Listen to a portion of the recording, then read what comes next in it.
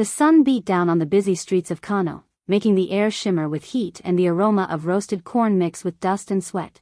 Obinna, a quiet cobbler known for his gentle hands and careful work, was finishing his day and walking along the crowded path home. His eyes wandered over the familiar chaos, women calling out for customers, children darting between stalls, men bargaining loudly. But then something unusual caught his attention. Partially hidden under a pile of dirt and fallen leaves lay a wallet, old and worn, its leather cracked and faded from years of neglect. Most people would have stepped over it without a thought, but Obinna felt a strange pull. He bent down and picked it up, noting how unexpectedly heavy it felt in his palm, as if it carried a secret too big for its size. Dust fell from the edges, revealing faded stitching and worn corners, but the wallet had an odd, quiet dignity, like it had waited for someone worthy. Obinna turned it over, inspecting it carefully, wondering who had lost it and why it had been abandoned for so long. A shiver ran down his spine, not from the heat, but from a sudden, inexplicable sense that this was no ordinary wallet. Something inside seemed to hum with purpose, and despite knowing it might contain nothing of value, he could not bring himself to toss it aside. Maybe destiny has hidden something inside, he murmured to himself, more curious than he had been in years. He glanced around the street, noticing for the first time how the sunlight reflected on the worn cobblestones and how the city seemed to hold its breath, waiting. He opened the wallet slowly, half expecting it to be empty, but even in its quietness, it held a promise. The faint smell of old leather mixed with a hint of something metallic, mysterious, and inviting. Obinna's fingers lingered over the edges, feeling the grooves and cracks as if reading a secret map. A sense of anticipation grew in his chest, making his heart beat faster.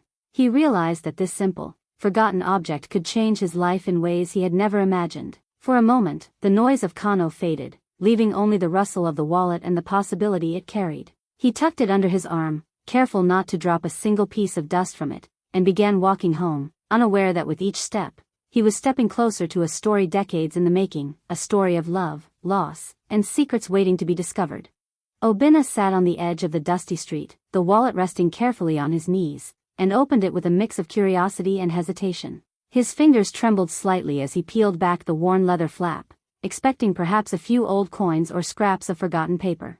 What he saw made him pause. The first thing that caught his eye was a faded black and white photograph, the corners curled with age, showing a young couple standing under a mango tree, their smiles bright and full of life. The man wore a neatly pressed cap, and the woman had delicate beaded jewelry around her neck, something Obinna had seen only in old stories told by elders. Their eyes, though frozen in the photograph, seemed to hold a secret, a story untold, and Obinna felt a strange connection as if the image was calling out to him. Beneath the photograph, a small folded piece of paper peeked out. Obinna unfolded it carefully, revealing strange markings and symbols he didn't recognize. The script looked old, ancient even, written in hurried, delicate strokes. He tried to make sense of it, squinting at each mark, but it was unlike anything he had ever seen. The paper seemed almost like a map or a message meant only for someone who understood its secrets. Obinna's mind raced with questions. Who had written this, and why was it left in this wallet, abandoned and forgotten? Then his eyes fell on the most surprising discovery, a tiny golden pendant, intricately carved in the shape of a lion's head. The gold gleamed faintly in the sunlight, catching the dust around it and throwing little sparks of light. Obinna picked it up carefully, feeling its weight and noticing the craftsmanship. It looked far too precious to be discarded, more like something that belonged to a royal or a person of great importance. How could such a treasure end up lying in the dirt, unnoticed for years? He turned it over in his hands again and again, trying to imagine the story behind it. Obinna frowned, whispering to himself, why would someone leave such treasures behind? His heart beat faster, a mix of excitement and confusion running through him. Each item in the wallet seemed to carry a history, a life, a love story frozen in time. The photograph, the mysterious paper, and the golden pendant were all pieces of a puzzle, and he was suddenly part of it. Something told him that this wallet was not just lost, it was waiting for the right person to uncover its secrets. And at that moment, Obinna knew that whatever lay ahead, his life had just taken a turn into something extraordinary. That night, Obinna sat on the wooden stool in his small, dimly lit room, the kerosene lamp flickering and casting shadows that danced across the walls. The streets outside were quiet now, the noise of Kano fading into a distant hum, leaving only the soft rustle of the fan and the occasional cry of a night bird.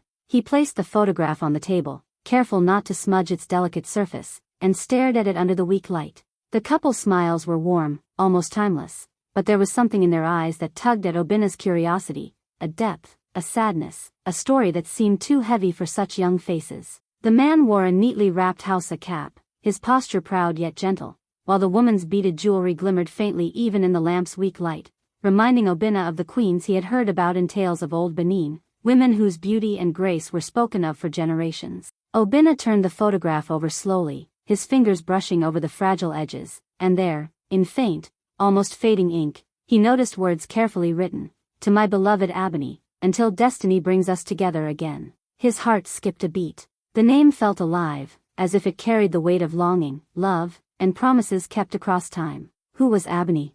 Why did this message seem like it was meant not only for her but somehow for him too?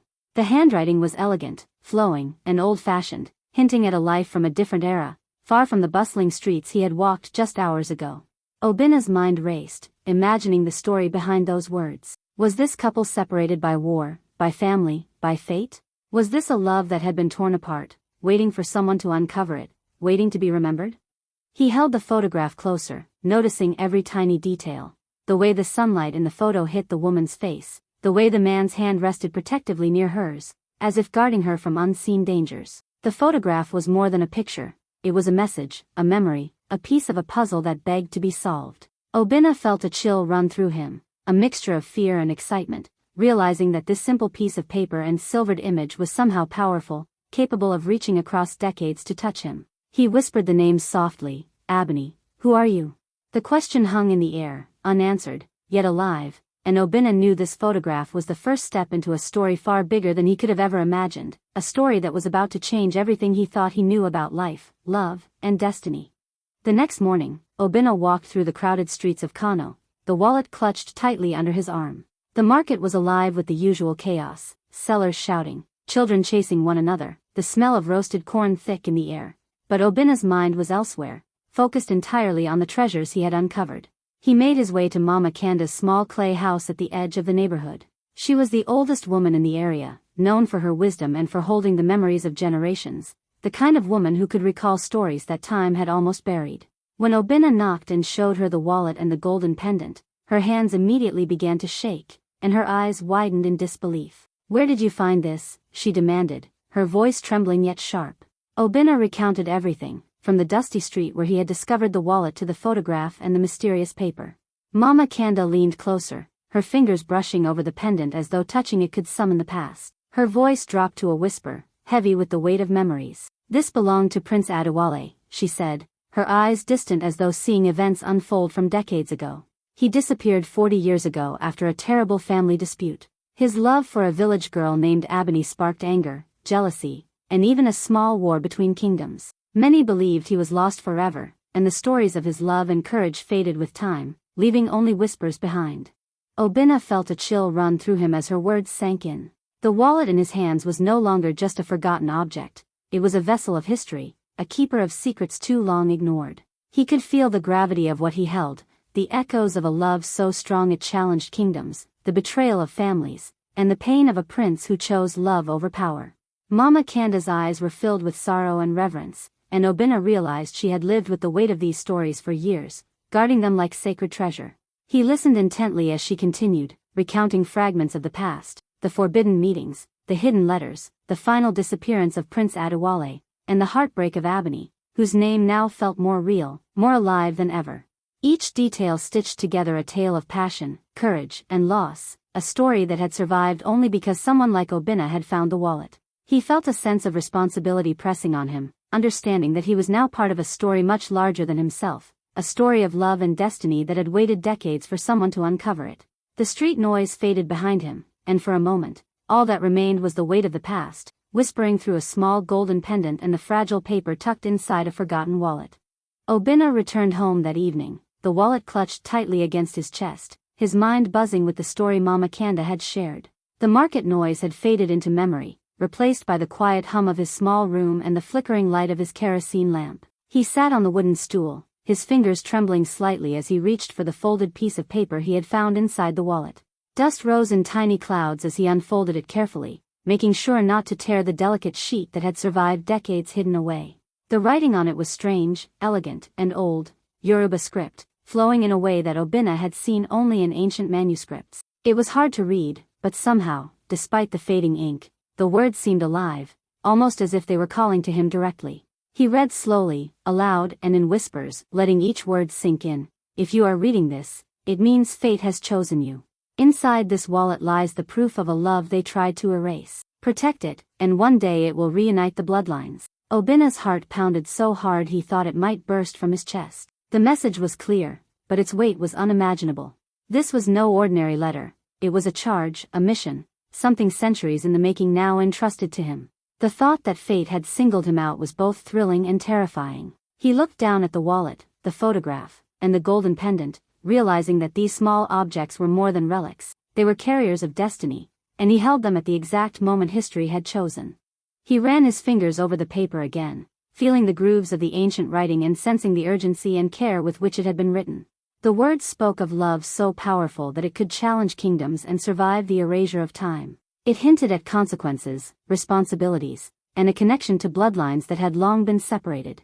Obinna could almost hear the voices of the lovers, of Prince Adewale and Abeni, whispering through the decades, urging him to act, to protect, to carry their story forward. Fear prickled at his spine. Was this a blessing, a test, or a curse? Could he, a humble cobbler, really safeguard the secrets of royalty and a love lost to history?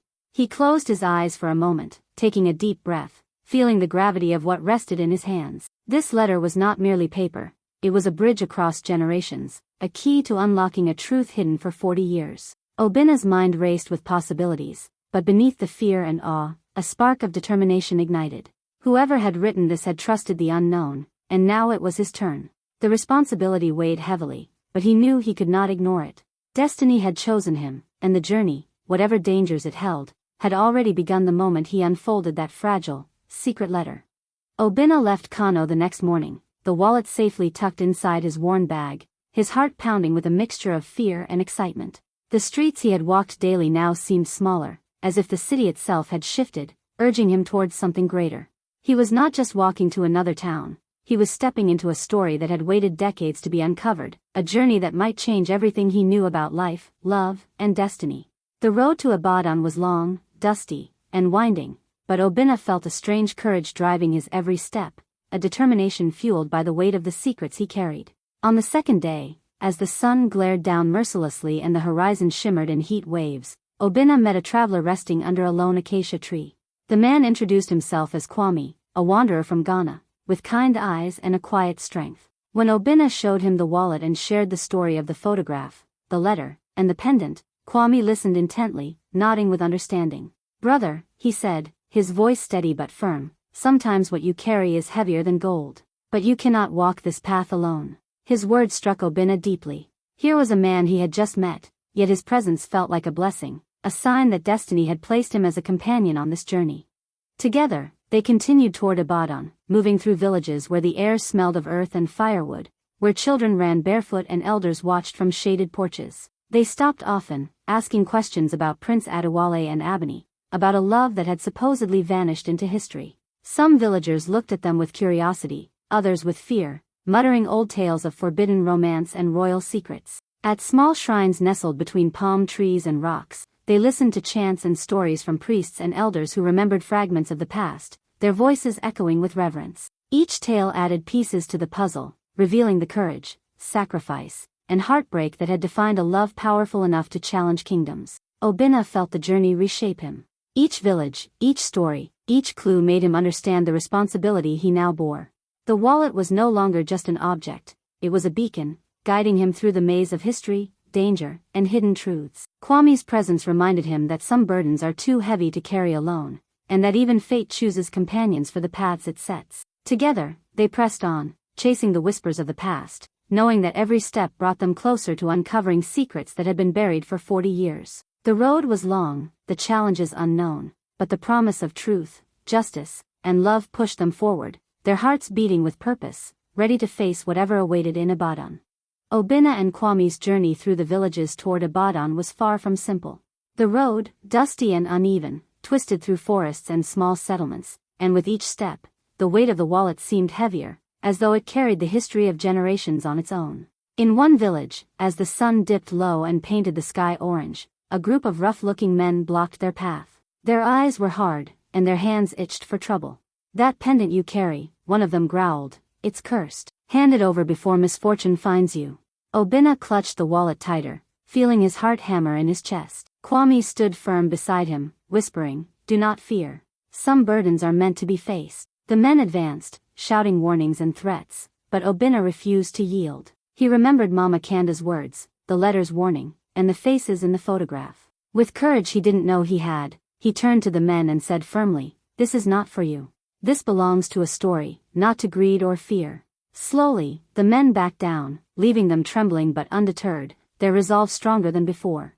In another village, a quiet, misty settlement surrounded by tall palm trees, an elderly priest invited them to sit by a shrine. His eyes were sharp, and his voice was heavy with history. "Some secrets are meant to stay buried," he warned, his fingers tracing symbols carved into stone. "Those who disturb them often pay a price too high to imagine." Obinna felt the weight of the words press down on him, and for a moment, doubt crept in. Could he really continue? Could he bear the dangers and the burdens of the past? But when he glanced at Kwame, whose calm, steady gaze reminded him of strength and loyalty, and at the golden pendant, glinting softly in the fading sunlight, he realized he could not turn back. The stories of Prince Adewale and Abeni demanded courage, and he had been chosen to protect them. Every trial strengthened Obinna. Each encounter, each warning, each shadow of danger was a test of his resolve. As they moved from village to village, the old stories revealed a man who had risked everything for love, who had defied family, power, and tradition for the woman he cherished. Obinna could feel the pulse of history beating through him, a reminder that courage was not the absence of fear but the decision to press forward despite it. The trials were harsh, but they forged him into someone worthy of the legacy he carried, and with Kwame by his side, he pressed on, closer to the truth that awaited them in Ibadan. After weeks of traveling, following whispers, and piecing together fragments of the past, Obinna and Kwame finally arrived in a remote, forgotten corner of Ibadan. The air here was cooler, heavy with the scent of earth and old trees, and the paths were overgrown with grass, as if nature itself had tried to hide what lay within. There, they met Baba Tund, an old priest with deep-set eyes that seemed to see into the past. His face was lined with age and wisdom, and his presence radiated calm authority. He had heard of their journey and, after studying the wallet and the pendant, agreed to guide them to a sacred ground hidden from ordinary eyes, a place untouched by time and memory. The priest led them through narrow paths, past crumbling shrines and stones covered in moss, until they arrived at a clearing dominated by a massive baobab tree.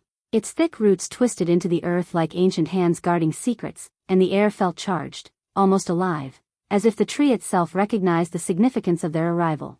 Baba Tund motioned to a simple patch of earth, unmarked and solemn. "Here lies Prince Adewale," he said quietly, his voice carrying the weight of decades. He was buried without honor because he chose love over the throne. Many tried to erase his story, but his spirit endured, waiting for someone brave enough to uncover the truth.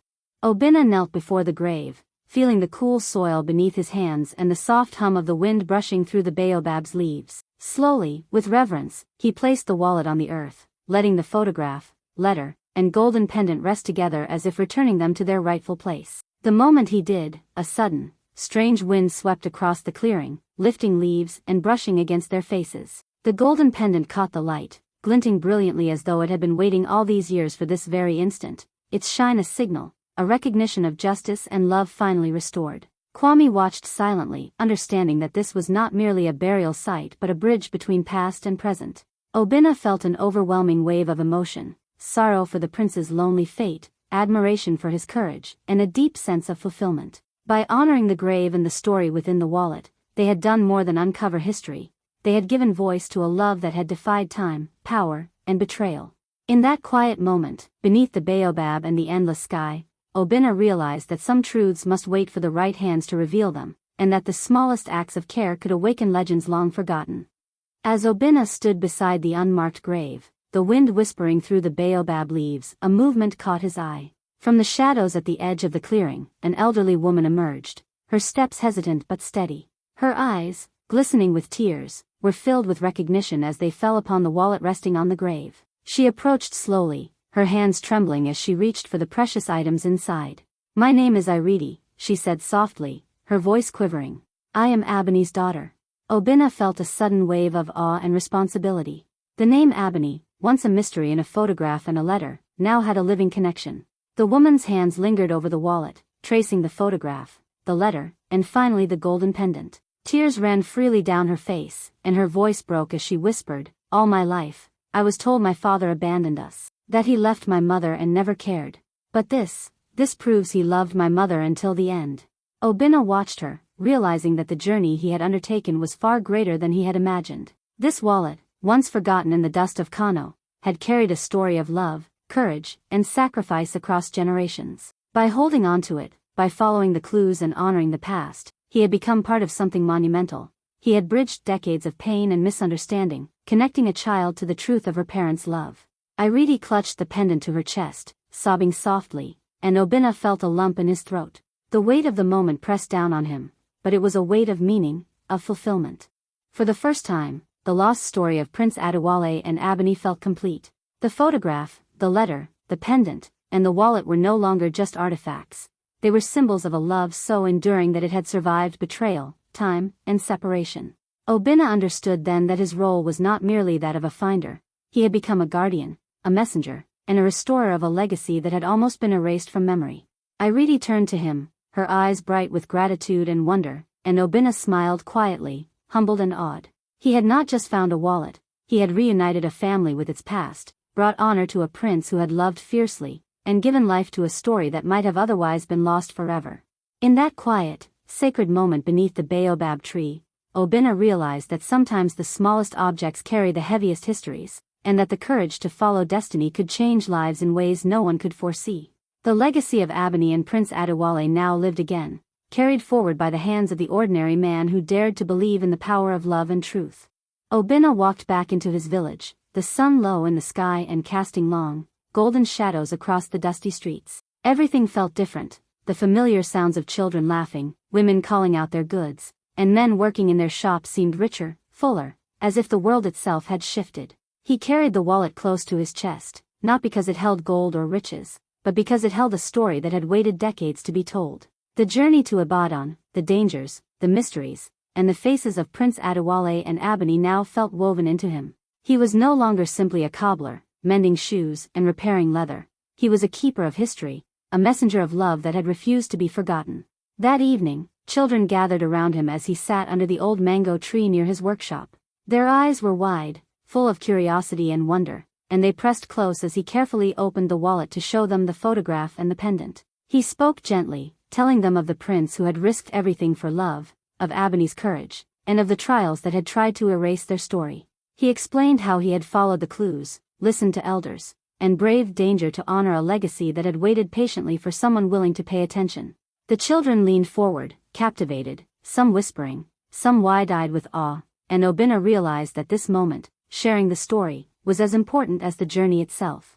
He looked around at the young faces and said softly but firmly, "Sometimes the smallest things, a wallet, a photograph, a pendant, can carry the weight of history. Never ignore what destiny places in your hands. What seems ordinary today might be the key to something extraordinary tomorrow." His words sank into the hearts of the children, and even the adults nearby paused, hearing the weight and truth in them. It was a lesson not just about love, but about courage, curiosity, and respect for the past. As night fell and the village quieted, Obinna placed the wallet safely in his home, knowing it was no longer just his burden to bear. The story of Prince Adewale and Abeni would live on, whispered in markets, under trees, and in the hearts of those who listened. Because of one ordinary man who dared to pick up an old, forgotten wallet, love, honor, and history had returned to life. And in that simple act, Obinna discovered that sometimes, the smallest choices can create ripples that last for generations, proving that destiny often speaks through the quietest of objects, waiting for someone brave enough to listen.